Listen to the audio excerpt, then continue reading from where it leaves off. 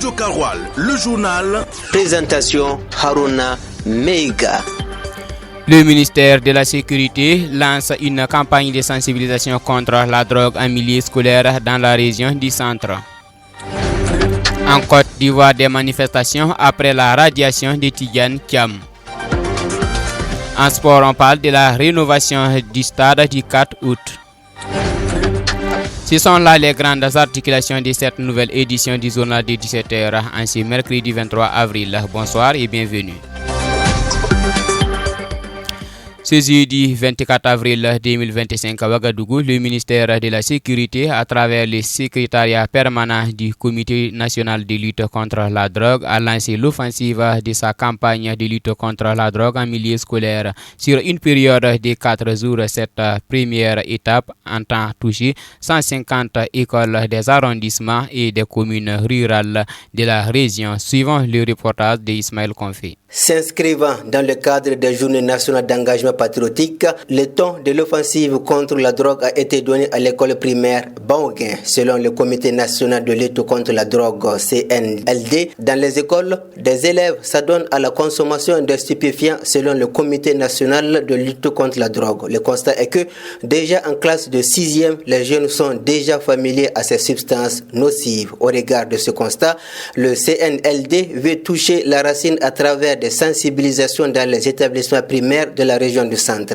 Cela grâce à son offensive de lutte contre la consommation de la drogue en milieu scolaire. Selon le secrétaire permanent SP du CNLD, Emmanuel Kaboré, pour cette phase qui se déroule sur une semaine, ce sont 150 établissements dont 5 par commune rurale et 10 par arrondissement de la région qui seront outillés sur les méfaits de la consommation de stupéfiants. Cette première phase est le début d'un long processus qui va à terme toucher 2500 établissements primaires et 1200 lycées et collèges du centre ainsi que d'autres villes de la région du pays. Tout en saluant le choix porté sur sa région, Aïssata Angelina Traoré, secrétaire générale de la région du centre, a signifié que cette campagne s'inscrit dans la vision des autorités de faire du Burkina Faso un pays engagé et responsable qui prend son destin en main. Toujours à Ouagadougou, les premiers responsables de la vitrine internationale du tourisme, de l'hôtellerie et de la restauration Vitro ont fait une conférence de presse ce jeudi 24 avril 2025 dans le cadre de l'organisation de la 5e édition de l'événement sur le thème « Quelle stratégie pour dynamiser le tourisme dans l'espace AES, enjeux et perspectives ?» On apprend davantage avec Fatimata Diko. Selon le président de la Fédération des organisations patronales du tourisme et de l'hôtellerie du Burkina Faso, Pierre Célestin Zungrana, les objectifs de la Vitro sont multiples. Renforcer la paix sociale par la valorisation du patrimoine, promouvoir les innovations locales, stimuler la coopération régionale et internationale entre les acteurs du tourisme et d'éclairer les potentialités touristiques, culturelles et gastronomiques du Burkina Faso et de la sous-région. La vitrine internationale du tourisme, de l'hôtellerie et de restauration Vitro a été créée en 2017 et elle s'inscrit dans cette dynamique en offrant une plateforme stratégique de promotion du tourisme, de l'hôtellerie et de restauration dans l'espace AES. Pierre Célestin Zungrana ajoute que le thème choisi entre dans un contexte régional particulier marqué par la volonté des États membres de l'AES de construire une nouvelle dynamique économique, sociale et culturelle. Le président de la Fédération des organisations patronales du tourisme et de l'hôtellerie du Burkina Faso, Pierre Célestin Zungrana, conclut en invitant les professionnels, les partenaires, les institutions et les médias à accompagner cette initiative pour faire de la Vitro 2025 un succès collectif et une véritable vitrine d'espoir pour le tourisme dans l'espace AES.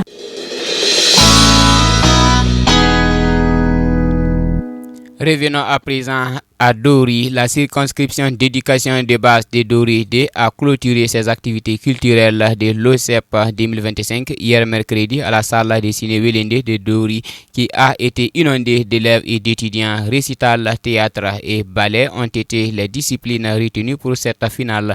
Retour en son sur cette finale avec Cheikh Yannick Somé. Notre fille va se marier avec le vieux que tu vois là. Quoi? Ma fille n'est pas là, j'ai pu elle part à l'école. Quand elle aura ses 18 ans, elle-même choisira son mari. Je ne demande pas ton avis. La salle de ciné Welende a vibré la soirée dernière. Les élèves de la circonscription d'éducation de base de Dori 2 ont proposé des pièces de théâtre, des textes de slam, mais aussi des pas de danse en ballet. Cohésion sociale, Stop VBG étaient les thèmes abordés lors de cette finale. Salamatou Bari fait partie des lauréats. Elle fait le CM2 à l'école A. Nous avons reçu le premier prix en théâtre. Ça nous a beaucoup plu. On faisait les répétitions tous les jours, le soir, vers 17h. Donc c'est le fruit de notre travail que nous avons reçu ce soir. En récital et ballet, l'école Force Vive ravit la vedette aux autres. Avec des textes bien déclamés, des pas de danse bien esquissés, le jury n'a pas eu d'autre choix que de la faire première.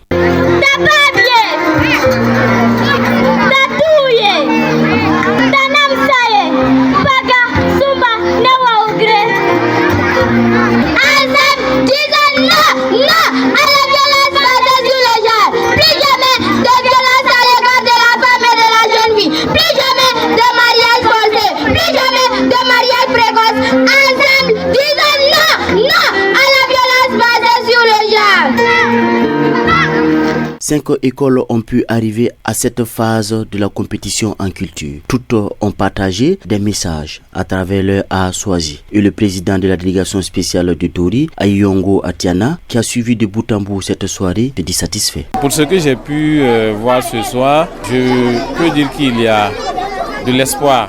Il y a de l'espoir côté artistique de nos enfants. Et comme je l'ai dit dans mon discours, tout ce qui peut rester à un homme après avoir tout perdu, c'est sa culture.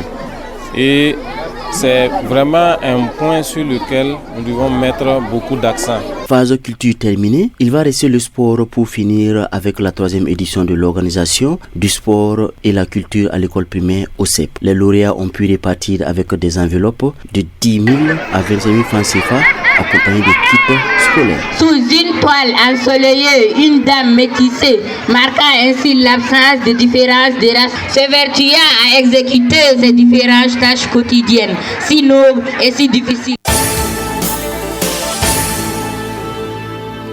Et puis hors de chez nous, en Côte d'Ivoire, ce jeudi 24 avril 2025, le Parti démocratique de Côte d'Ivoire PDCI-RDA a organisé des marches de protestation dans plusieurs villes du pays pour dénoncer la radiation de son président Tidjane Thiam de la liste électorale pour les élections prévues en octobre 2025.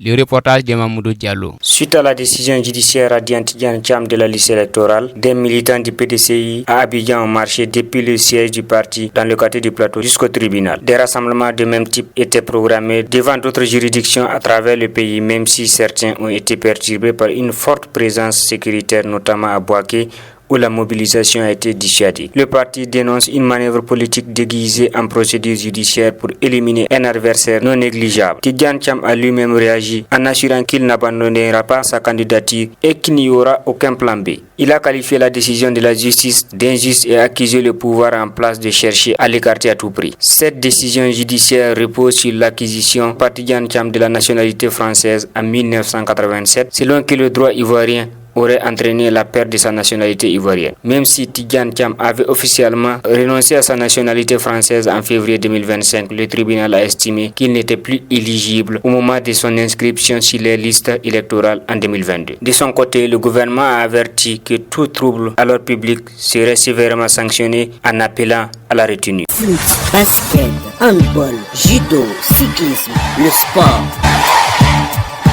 Le ministre des Sports et des Loisirs, Roland Somda, a visité le sentier du stade du 4 août pour s'enquérir de l'état d'avancement des travaux. C'était hier mercredi avec une délégation des responsables sportifs burkinabés ainsi que des journalistes. Les détails avec Cheikh Yannick Somé. Le stade du 4 août présente un nouveau visage, celui encore plus professionnel. Des tribunes aux vestiaires, tout est prêt. Même la pelouse qui a été décapée puis plantée de nouveau est en phase de finition. C'est le constat fait par cette délégation de mercredi. Le ministre en charge des sports, Roland Somda, à l'occasion de tester la salle de presse, a tenu à rappeler le contexte de cette rénovation. Quand nous avons fait l'état des lieux, il restait encore du chemin à parcourir pour pouvoir arriver à ce qu'on appelle l'homologation, c'est-à-dire avoir un certificat de la CAF pour dire qu'on peut accueillir des compétitions internationales.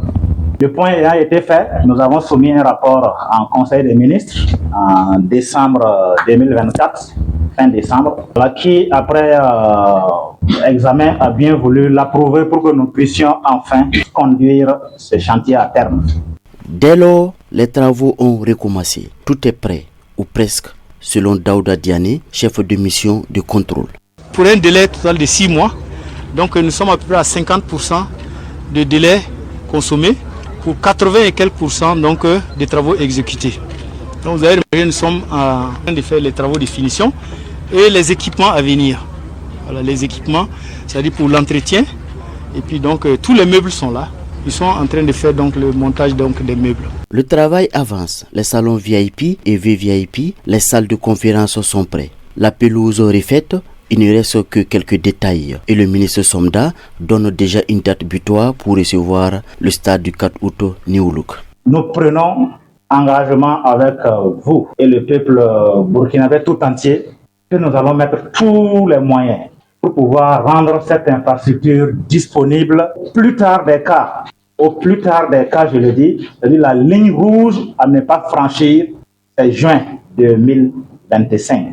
Rappelons que le stade avait perdu son homologation en 2021, obligeant les étalons à être des 100 stades fixes. Le match de septembre contre l'Égypte pourrait mettre fin à ces années de disette. Radio Karoual, le journal. Présentation Haruna Meiga. Et c'est avec cette page sportive que se referme cette édition de 17h. Ravi de l'avoir présenté avec Alexis Palais devant la console technique. Ne décrochez surtout pas la version full foodé, c'est tout à l'heure avec Amadou Ly.